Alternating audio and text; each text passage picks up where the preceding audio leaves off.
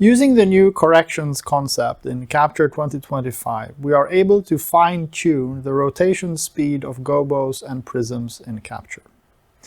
To do this, we need to have some equipment in place. You need to have a lighting console connected to a computer running Capture. You also need to have the actual fixture that we'll be creating a correction for, as well as a camera connected to the computer running Capture.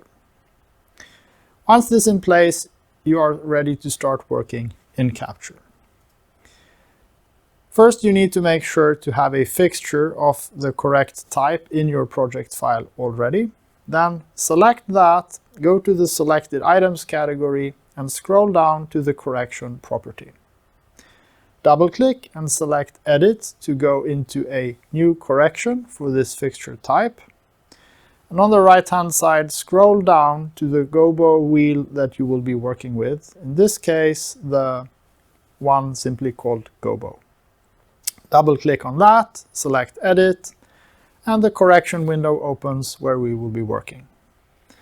First, you need to make sure that the DMX inputs are set up matching the actual fixture, so that the speed parameter that is shown below it responds to the actual input from the lighting console. Once you've done that, your job will be to work with the speed slider to match the actual speeds of the rotation in the fixture. You need to do this in 10% increments. You can start at 0 speed and increment your way up to 100%, or you could start at 100% and go down. The order doesn't really matter.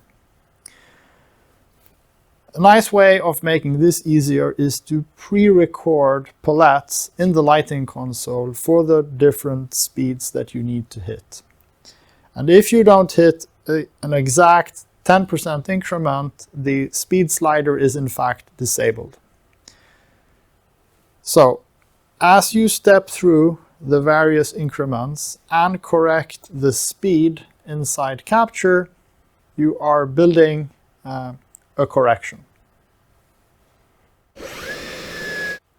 At higher rotation speeds, it becomes quite difficult to match the actual speed properly.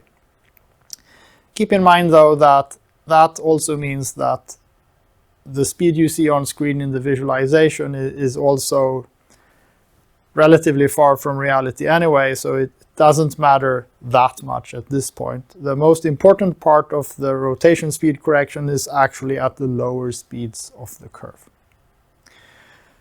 Once you've set up all of the speeds, you can now work with the speed parameter freely on the console, and Capture will now follow the rotation speed of the fixture much better.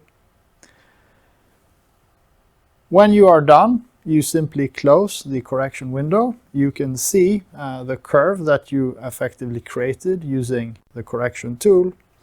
And now, as again you work with the rotation speed parameter on the console, you will see that Capture's response in the visualization matches reality much better.